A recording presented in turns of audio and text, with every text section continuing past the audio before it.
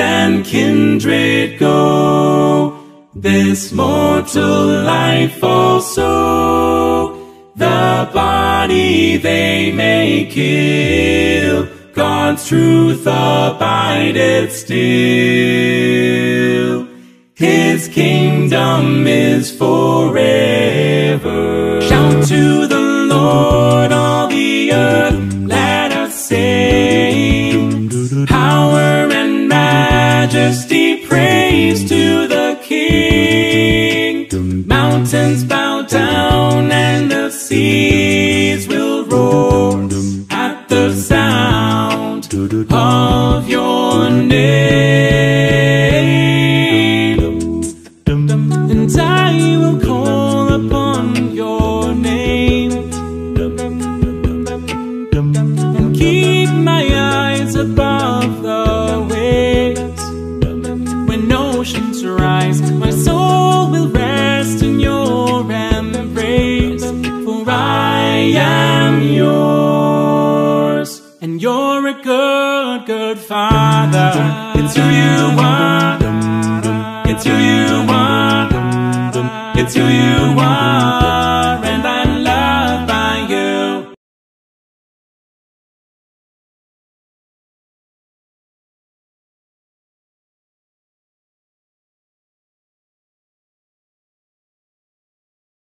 Shalom Bapak Ibu Saudara yang terkasih dalam Tuhan Yesus Kristus.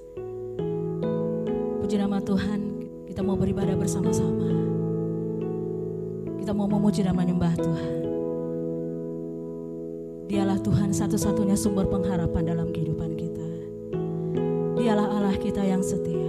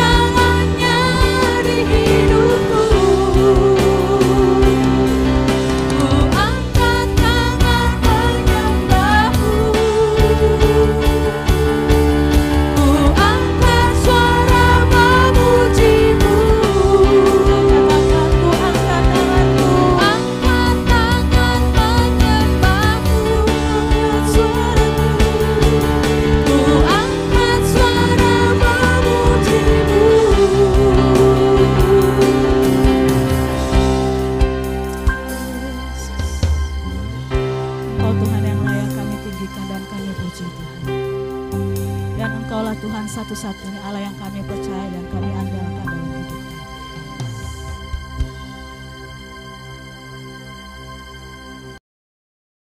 Dan saudara-saudara yang dikasihi oleh Tuhan Yesus Kristus, tibalah saatnya kita akan membaca dan merenungkan firman Tuhan. Namun sebelumnya kita minta bimbingan Tuhan untuk kita dalam doa. Mari kita berdoa. Bapa di surga, kami datang kepadamu pada pagi hari ini. Kami naikkan ucapan syukur dan pujian kami padamu. Buat kasih anugerah Tuhan yang dengan nyata telah memelihara hidup kami. Dengan itulah kami boleh ada sampai saat ini. Istimewa dimungkinkan di dalam ibadah jemaat pagi ini. Kami boleh mempersembahkan kepadamu pujian syukur dan hormat kami. Dan tibalah saatnya kami rindu mendengarkan firman Tuhan berbicara dengan kami. Bimbinglah kami dengan roh-Mu yang kudus. Berikanlah kami pengertian-pengertian sederhana. Sehingga apabila kebenaran firman-Mu dibacakan dan direnungkan, kami dapat diberkati dengannya. Oleh karena Tuhan berkenan menganugerahkan itu bagi kami. Terima kasih Bapa di surga. Berbicaralah kepada kami dan kami siap mendengarnya. Dalam nama Tuhan Yesus, Allah firman yang hidup, kami telah bersyukur dan berdoa. Amin. Saudara-saudara, kita akan merenungkan satu bahagian firman Tuhan yang saya ambil dari surat Efesus pasal 2 ayat 1 sampai dengan 10. Efesus pasal 2 ayat 1 sampai dengan 10. Dari 10 ayat ini kita hanya bacakan ayat 1 dan 2, lalu ayat 4 dan 5. Kemudian ayat yang ke-10. Demikian bunyi firman Tuhan. Kamu dahulu sudah mati karena pelanggaran-pelanggaran dan dosa-dosamu. Kamu hidup di dalamnya karena kamu mengikuti jalan dunia ini. Karena kamu mentaati penguasa kerajaan angkasa, yaitu roh yang sekarang sedang bekerja di antara orang-orang durhaka. Ayat 4 dan 5. Tetapi Allah yang kaya dengan rahmat, oleh karena kasih-Nya yang besar, yang dilimpahkannya kepada kita, telah menghidupkan kita bersama-sama dengan Kristus, sekalipun kita telah mati oleh kesalahan-kesalahan kita. Oleh kasih karunia, kamu diselamatkan. Ayat 10. Karena kita ini buatan Allah, diciptakan dalam Kristus Yesus untuk melakukan pekerjaan baik yang dipersiapkan Allah sebelumnya. Ia mau supaya kita hidup di dalamnya. Saya ulangi ayat 10. Karena kita ini buatan Allah, diciptakan dalam Kristus Yesus untuk melakukan pekerjaan baik yang dipersiapkan Allah sebelumnya. Ia mau supaya kita hidup di dalamnya. Dan sampai demikian pembacaan firman Tuhan untuk kita pada pagi hari ini. Bapak Ibu saudara-saudara yang dikasihi oleh Tuhan, kita akan memikirkan satu tema yang diambil dari teks firman Tuhan pada pagi hari. Tema itu ialah mewujudkan idealisme Allah. Mewujudkan idealisme Allah. Allah punya gagasan, Allah punya ide yang sudah Ia tetapkan dalam kekekalan. Lalu diwujudkannya di tengah-tengah dunia ini. Nah, mewujudkan idealisme Allah. Apa artinya idealisme Allah? Siapa yang seharusnya mewujudkan idealisme Allah itu di tengah dunia? Bagaimana caranya agar idealisme Allah itu bisa diwujudkan? Itulah hal-hal yang akan kita lihat bersama dari teks ini berkaitan dengan tema yang kita mau pikirkan. Mewujudkan idealisme Allah. Hal yang pertama, arti idealisme Allah. Saudara-saudara yang dikasihi oleh Tuhan Yesus, bicara tentang amanat agung, tidak hanya bicara tentang Injil Matius pasal 28 ayat 19 sampai 20. Bicara amanat agung itu terungkap dalam puluhan ayat yang semua berbicara tentang bagaimana pemberitaan Injil dilakukan di tengah-tengah dunia ini. Misalnya dalam Yohanes pasal 17 tentang doa Yesus bagi para muridnya. Di dalam ayat yang ke-18 dari Yohanes pasal 17, Yesus berkata, "Seperti Bapa mengutus aku ke dalam dunia ini, demikianlah aku mengutus mereka ke dalam dunia ini."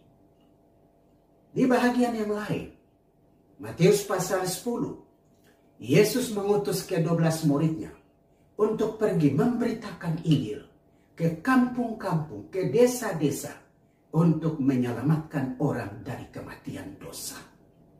Lukas pasal 10, Yesus mengutus 70 murid dan berkata kepada mereka, "Aku mengutus kamu seperti domba di antara serigala, dan pergi untuk beritakan Injil supaya orang berdosa bisa diselamatkan." Itulah ungkapan-ungkapan yang semua searah dengan amanat yang Tuhan sampaikan, amanat pemberitaan Injil untuk menyelamatkan orang berdosa dan membawa mereka kepada kemuliaan anugerah Allah. Bacaan kita pada pagi hari ini tentang Efesus pasal yang ke-2 ayat 10 khususnya secara eksplisit tersirat tentang amanat pemberitaan Injil itu. Secara tersirat, Yesus atau firman Allah ini mengatakan tentang amanat itu. Paulus mengatakan bahwa Allah sudah mempersiapkan pekerjaan baik sebelumnya. Dan ia mau atau Allah mau supaya kita hidup di dalam pekerjaan baik yang ia persiapkan sebelumnya. Pekerjaan baik itu kalau dikerjakan berdampak pada hidup manusia. Dan kalau kita melihat teks ini, maka pekerjaan baik yang dipersiapkan Allah adalah supaya Injil, kehendak Allah itu diberitakan. Dan orang memperoleh berkat dari pemberitaan itu, sehingga orang berdosa diselamatkan oleh karena mempercayai berita Injil itu.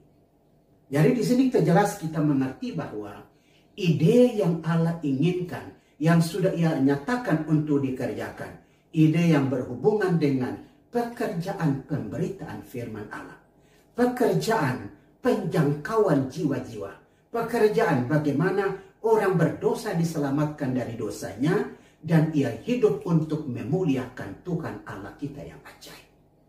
Itu yang menjadi ide atau gagasan yang Tuhan mau untuk dicapai di tengah-tengah dunia ini. Nah, Bapak Ibu yang dikasihi oleh Tuhan, kalau itulah idenya Tuhan atau gagasannya Tuhan, siapa yang harus atau yang bisa mewujudkan ide Tuhan itu di tengah-tengah dunia?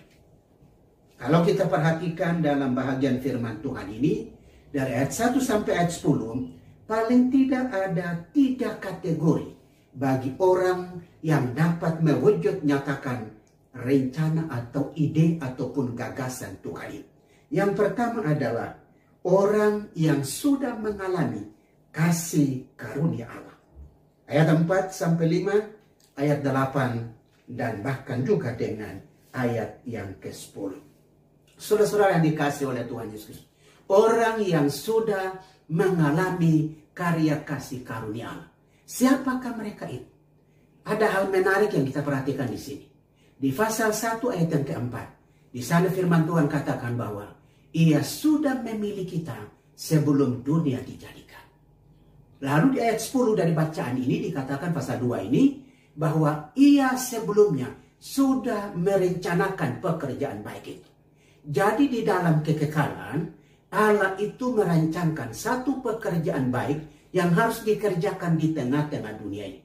Bersamaan dengan itu, ia juga memilih orang yang melakukannya di dalam kekekalan. Ini sesuatu yang luar biasa ide. Dalam kekekalan, ia menetapkan siapa mereka yang akan mengerjakan pekerjaan baik yang juga sudah Allah siapkan dalam kekekalan. Sehingga kita perhatikan di ayat 1, orang-orang yang memperoleh kasih karunia itu ternyata orang-orang yang mati. Ya, orang-orang yang hidup di dalam dosa dan berjalan dalam dosa. Bagaimana mungkin mereka bisa melakukan rencana Allah kalau hidup mereka tidak diobatkan oleh Tuhan? Itu sebabnya ayat 4 dan ayat 5 berbicara tentang bagaimana orang-orang yang sudah ia pilih itu kemudian diberi kasih karunia supaya mati itu menjadi hidup, yang binasa itu menjadi selamat, sehingga mereka dapat menjalankan apa yang Tuhan mau mereka lakukan dalam hidup ini. Ketika kasih karunia itu diberikan, maka orang itu dilepaskan dari dosanya dan ia diberi hidup yang kekal dari Tuhan. Lalu dengan menikmati hidup yang kekal itulah ia dapat menjalankan apa yang Tuhan mau untuk dikerjakan dalam hidup ini. Bapak Ibu yang dikasih oleh Tuhan kita Yesus Kristus, tidak mungkin orang bisa menjalankan kehendak Allah tanpa mengalami kasih karunia Allah. Sesudah menikmati kasih karunia Allah itulah, lalu ia dimampukan untuk melakukan apa yang menjadi rencana atau tujuan Allah. Dan ia dapat wujudkan di tengah-tengah dunia ini. Hanya orang-orang yang telah mengalami karya kasih karunia inilah yang dapat menjadi alatnya untuk mewujudkan ide ataupun gagasan Tuhan di tengah-tengah dunia ini. Itu pokok yang pertama atau syarat yang pertama. Yang kedua, ia tidak hanya mengalami karya kasih karunia, tapi orang itu adalah orang yang telah menjadi milik Allah. Ayat yang ke-10 bahagian A, karena kita ini buatan Allah. Ya. Istilah buatan Allah ini berkaitan dengan karya milik Allah. Orang itu telah menjadi miliknya karena Allah yang telah membentuknya untuk kepentingannya. Ya. Yang tadinya di tangan kegelapan dunia, yang tadinya dikuasai oleh dunia, oleh kasih karunia Allah, orang ini dibentuk, orang ini dibangun, orang ini dibuat oleh Allah menjadi seperti yang Allah inginkan, sehingga itu menjadi miliknya atau menjadi kepunyaannya sendiri. Orang itu adalah orang yang telah menjadi miliknya sendiri. Oleh karena Allah yang melakukan. Nah, ada beberapa ciri dari orang yang menjadi milik Allah. Yang pertama adalah orang yang sudah dihidupkan oleh Tuhan. Di ayat 1 orang itu mati karena dosa. Di ayat yang kelima dihidupkan oleh Allah berdasarkan anugerahnya. Dihidupkan oleh Allah. Yang kedua, orang itu di ayat 1 dan 2 dikuasai dan diperbudak oleh dosa. Tapi di ayat 5 dan 6 orang itu setelah dihidupkan, dibangkitkan untuk mendapatkan tempat bersama-sama dengan Kristus di sorga. Artinya, orang itu dimerdekakan dari perbudakan karena dosa dan sekarang dibawa di dalam kemerdekaan untuk hidup bersama dengan Kristus dalam kuasa kerajaan Allah. Lalu yang ketiga, dalam Efesus 1 ayat yang ke-14, orang itu dimeteraikan dengan Roh Kudus. Tanda bahwa orang itu miliknya Tuhan.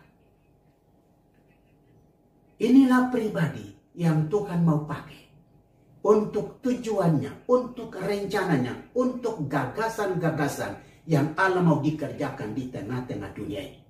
Dihidupkan oleh Tuhan, dimerdekakan oleh Tuhan, dan dimeteraikan oleh Tuhan bahwa ia ini adalah miliknya sendiri. Ini hal yang kedua.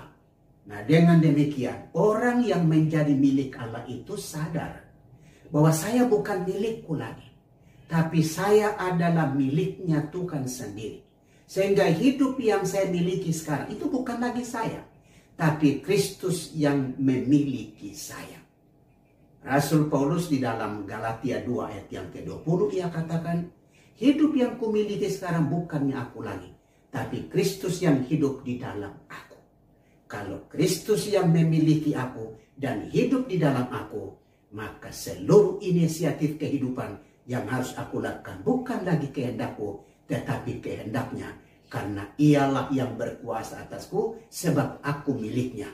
Maka tunduk kepadanya untuk melakukan apa yang ia mau aku lakukan baginya, karena aku adalah miliknya. Itu hal yang kedua. Kemudian yang ketiga, di ayat 10 bahagian B, diciptakan dalam Kristus Yesus untuk melakukan pekerjaan baik. Ada di dalam Kristus. Diciptakan dalam Kristus berarti orang itu ada di dalam Kristus. Yang tadinya di luar Kristus, tapi setelah memperoleh kasih karunia Allah dan telah menjadi milik Allah, maka sesungguhnya orang itu ada di dalam Kristus. Tidak mungkin ia menjadi milik Allah kalau tidak melalui Kristus. Kristus adalah jalan untuk menjadikan seseorang milik Allah. Dan karena itulah karya Kristus yang menjadikannya seseorang untuk menjadi milik Allah. Dengan demikian, pribadi itu ada di dalam Kristus. Ia tidak hanya ada di dalam gereja. Ia tidak hanya ada di dalam persekutuan. Ia tidak hanya ada ibadah. Tapi ia ada di dalam pribadi yang hidup. Itulah Kristus Yesus Tuhan kita yang ajaib. Nah, ada di dalam Kristus berarti orang itu adalah ciptaan baru, karya kasih karunia Allah. 2 Korintus 5 ayat 17. Siapa di dalam Kristus ialah ciptaan baru, yang lama sudah berlalu, sesungguhnya yang baru telah datang. Di dalam Kristus menjadikan kita ciptaan baru, sehingga menjadi berkenan untuk dimiliki oleh Allah Bapa di sorga.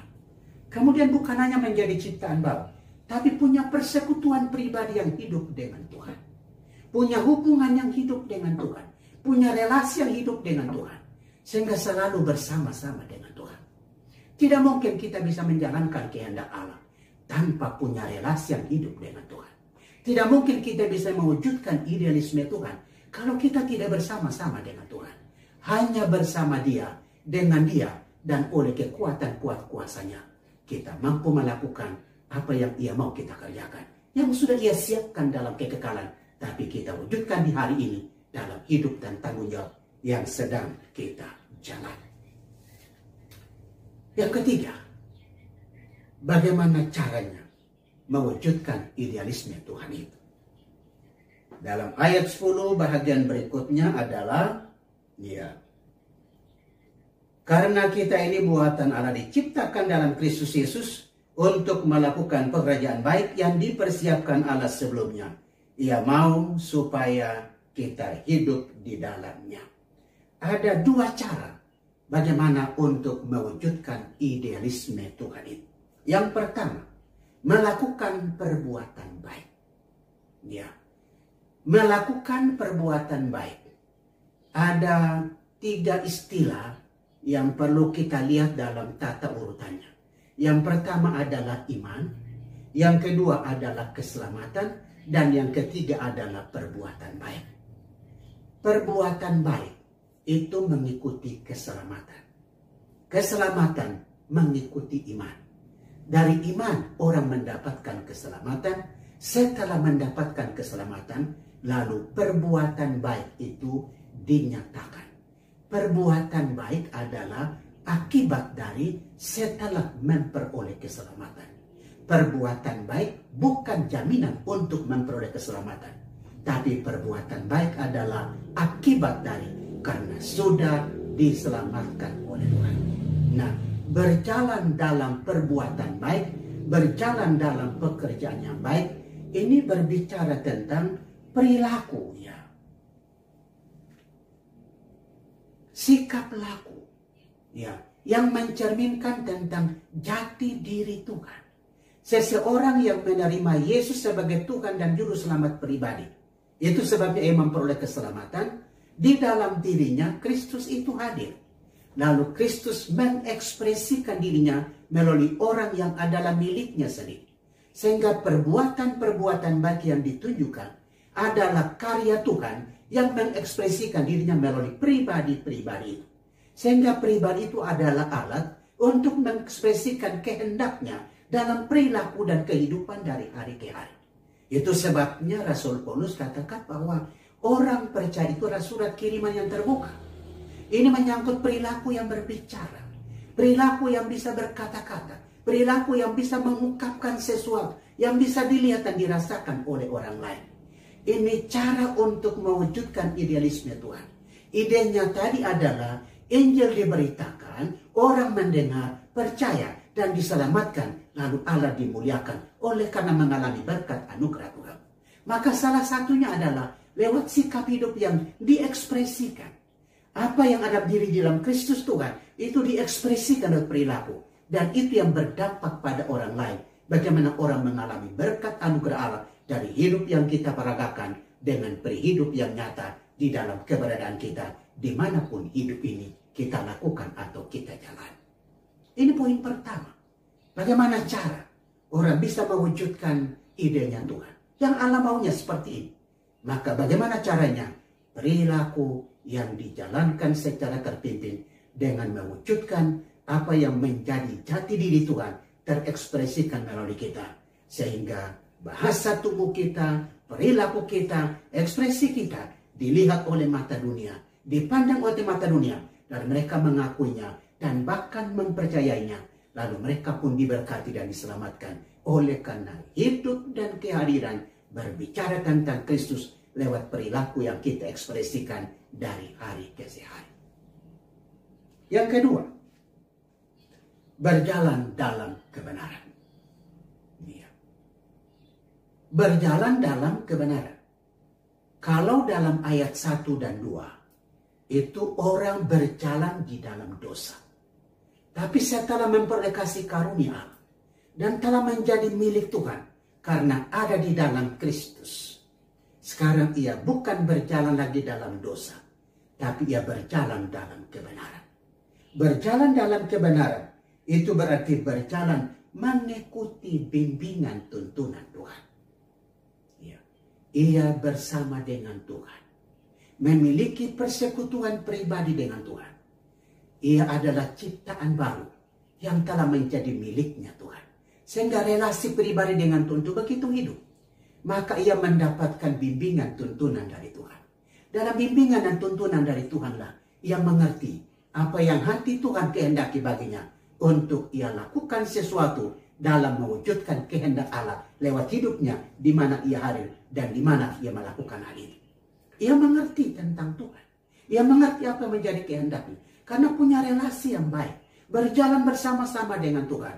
Sehingga dalam relasi dan komunikasi inilah ia mengenal pribadi itu. Dan mengerti kehendaknya. Dan kemudian ia melakukan apa yang Tuhan mau. Kaitannya dengan isi hatinya ataupun gagasannya. Itulah amanat penginjilan. Sehingga dengan itu orang bisa diberkati. Oleh karena kita dapat menghadirkan yang Tuhan mau bagi kita untuk kita kerjakan. Prinsip-prinsip ini menjadi penting. Bagaimana kita hidup untuk keinginan Tuhan. Kita hidup untuk kemauan rencana Tuhan. Kita hidup untuk mewujudkannya dalam hidup ini. Hidup ini bukan untuk kesenangan kita. Hidup ini bukan untuk mewujudkan rencana-rencana kita. Tapi hidup ini untuk mewujudkan rencana Allah. Di dalam kekekalan, Allah sudah menetapkan rencananya. Dan dalam kekekalan pula lah, ia menetapkan kita untuk menjadi orang yang dikhususkan untuk mewujudkan rencananya itu. Maka itulah relasi dan pribadi perlu dibangun supaya mengerti yang Tuhan mau bagi kita. Lalu kita ada di dalam rencana itu sehingga dapat diwujudkan melalui kita sebagaimana yang Tuhan mau bagi kehidupan ini. Inilah sesungguhnya yang menjadi keinginan Tuhan bagi kita. Dan karena itulah kita dipanggil dan dipilih untuk tujuan ini. Maka biarlah itu menjadi nyata bagi kita, baik secara pribadi maupun dalam persekutuan. Ide-ide Tuhan, gagasan-gagasan Tuhan, rencana-rencana Tuhan boleh diwujud nyatakan. Sehingga dengan itu orang diberkati, orang diselamatkan, lalu Tuhan dimuliakan lewat hidup dan keberadaan kita. Tuhan memberkati. Mari kita berdoa. Bapa di surga, kami berterima kasih buat pagi hari ini. Firman Tuhan telah datang dan berbicara dengan kami. Bagaimana kami telah dikhususkan oleh Tuhan bagi rencana Allah yang besar. Di tengah-tengah dunia itu dikerjakan. lewat kamilah ide-ide Tuhan itu dapat dinyatakan. Gagasan-gagasan Tuhan itu dapat diwujudkan untuk kaitannya rencana hati Tuhan bagi dunia berdosa ini. Biarlah Tuhan tolong kami supaya kami menyadari tentang maksud Tuhan bagi kehidupan kami dengan membawa diri kami kepadamu untuk dibimbing, dituntun oleh Tuhan. Dan di dalamnya kami boleh mengerti yang menjadi kehendak-Mu bagi kami, sehingga kami dapat melakukannya, sehingga semua ide Tuhan yang harus dilakukan melalui kami dapat terwujud secara nyata, sebab Tuhan berkenan memberkatinya melalui kami. Terpujilah Engkau ya Tuhan untuk firman Tuhan hari ini, dan Tuhan tolong kami supaya semua kami menyadarinya dan mau ada di dalamnya untuk melakukannya, dan itu untuk kemuliaan bagi nama Tuhan. Bila sebentar kami memberikan persembahan padamu, kuduskan apa yang kami beri, berkati dan pergunakan itu bagi kemuliaan Tuhan dimanapun kami melakukan pelayanan. Terpujilah Engkau ya Tuhan, dalam nama Yesus kami telah berdoa, haleluya, amin. Kita tahu bersama bahwa Allah turut bekerja di dalam segala perkara untuk mendatangkan kebaikan bagi yang mengasihi Dia. Mari Bapak Ibu Saudara, kita mau melakukan dan menyanyikan pujian ini bersama-sama.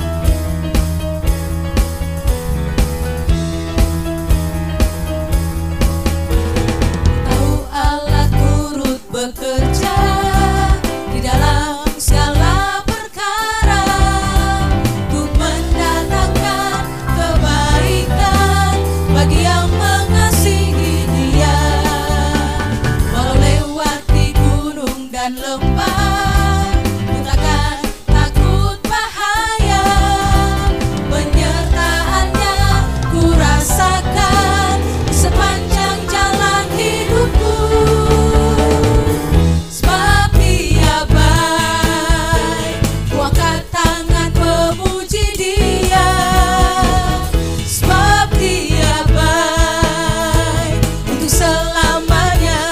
Kasih setianya, puji Yesus, sebab Dia baik.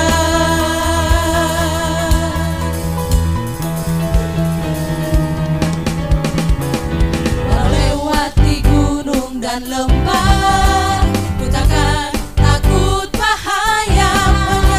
Penyertaannya ku rasakan di sepanjang jalan hidupku. Sebab Dia kami angkat tangan memuji-Mu Tuhan, memuji Dia. Sebab Dia baik untuk selamanya, kasih setianya, puji Yesus, sebab Dia baik. Lagi katakan dengan segenap hatimu, sebab Dia baik. Hanya Engkau Tuhan, ku angkat tangan memuji Dia.